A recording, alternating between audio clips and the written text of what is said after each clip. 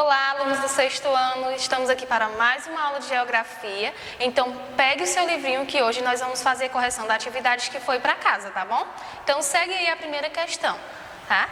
Então, na primeira questão, nós temos aí, na página 255, com base no conteúdo estudado neste capítulo, complete a tabela. Então, temos características do setor primário, temos e exemplos de atividades ligadas ao setor, não é isso? E características do setor secundário, exemplos ligados a esse setor. E características do setor terciário, exemplos aí de atividades também ligadas a esse setor. Então, vamos ver aí o que nós temos aí como exemplo de resposta. Veja aí se você colocou essa respostazinha aí no seu livro ou parecida. Nas características do setor primário, né, nós temos aí, esse setor envolve as atividades ligadas à extração de matérias-primas, tá? Esse do setor primário. Exemplos de atividades ligadas ao setor.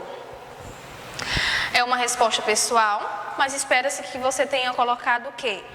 Práticas ligadas ao extrativismo mineral, animal e ou vegetal, tá? Características do setor secundário.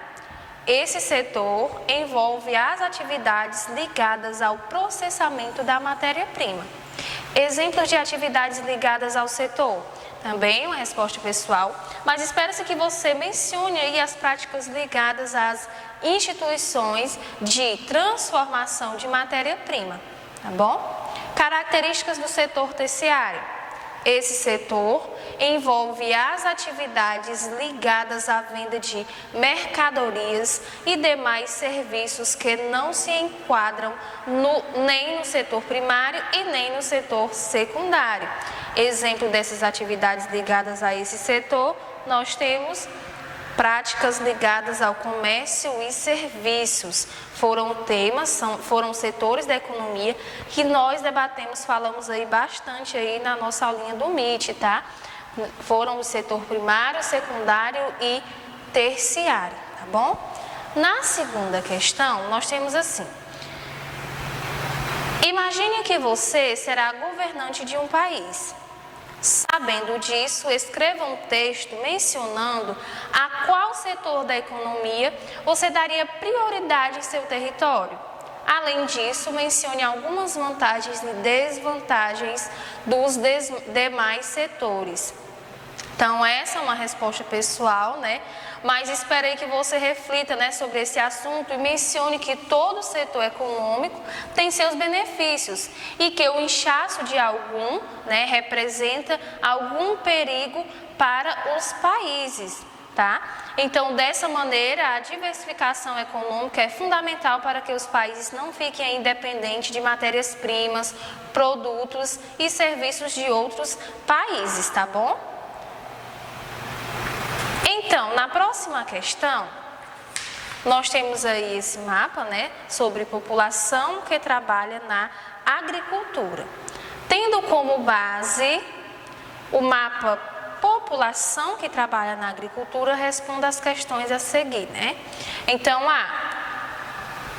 o que representa na economia do país ter parcela significativa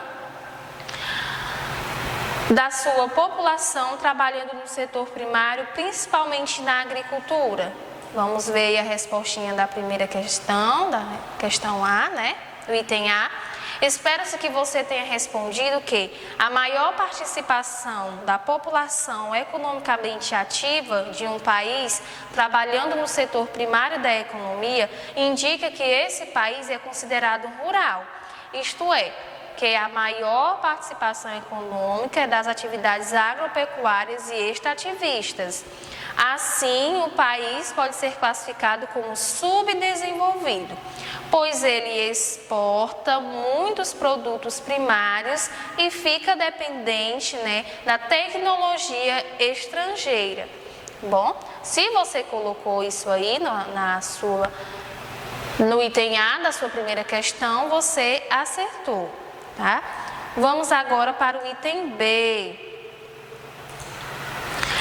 Em qual continente, tem B, em qual continente ocorre a maior concentração da população trabalhando na agricultura? O que significa? Observe aí o mapa e nós também falamos no MIT, né, que o continente com maior presença aí de pessoas, né, trabalhando na agricultura é o continente africano, que tem aí acima de 51%, né?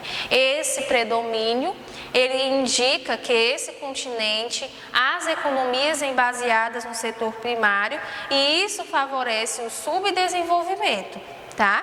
E considerando-se aí o domínio de práticas da agricultura tradicional, uso de mão de obra maciça, baixos investimentos, baixa mecanização e baixa produtividade, fazendo com que o país apresente limitações ao concorrer no mercado externo, sendo que os países desenvolvidos fazem aí o uso de recursos tecnológicos, tá? Como é o caso do nosso país, o Brasil, né?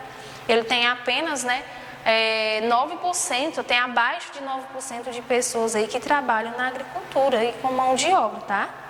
E o item C, né? Como é a participação da população brasileira na agricultura? O que isso significa?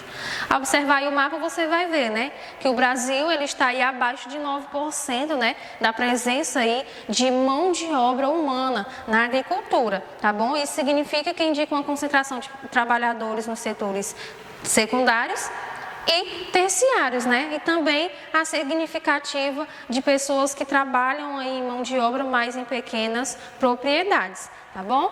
E vamos agora para a nossa próxima paginazinha aqui, na página 257, que aqui fala sobre a população que trabalha no setor industrial, tá? Você observando aí o mapa já dá para identificar aí, né?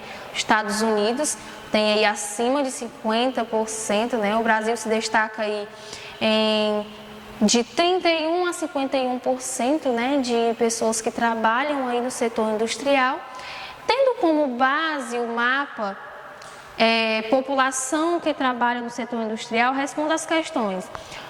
O que representa na economia do país ter parcela significativa da sua população trabalhando no setor secundário? Nós podemos dizer que a maior participação da população nas atividades do setor secundário indica maior representatividade dessa atividade no PIB do país, além de um setor melhor estruturado. Tá? Se você colocou assim ou parecido, você acertou, tá bom? No item B, em qual faixa de porcentagem ocorre a maior presença de países? O que isso representa?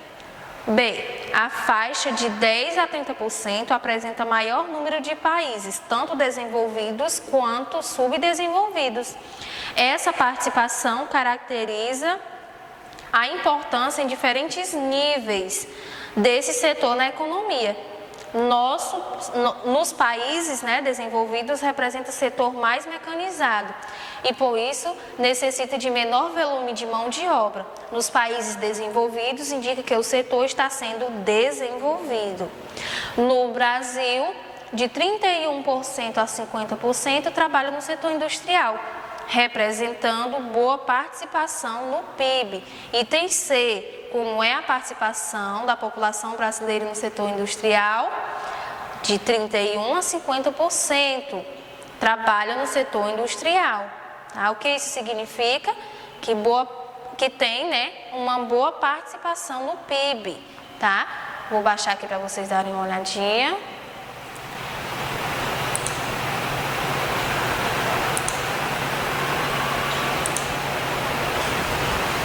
Pronto, aqui são os itens A, B e C. Para quem não acompanhou, pode parar, tá bom? Dar stop aí, pause. E no item D, em qual hemisfério a industrialização é marcante? O que isso significa? Do hemisfério norte, a participação é bastante marcante se comparada ao hemisfério sul. Isso significa, de maneira superficial, que os estados nacionais, vou dar uma subidinha aqui, do hemisfério norte são mais desenvolvidos que os do hemisfério sul e que provavelmente os países do sul importam tecnologia e exportam aí commodities, tá bom?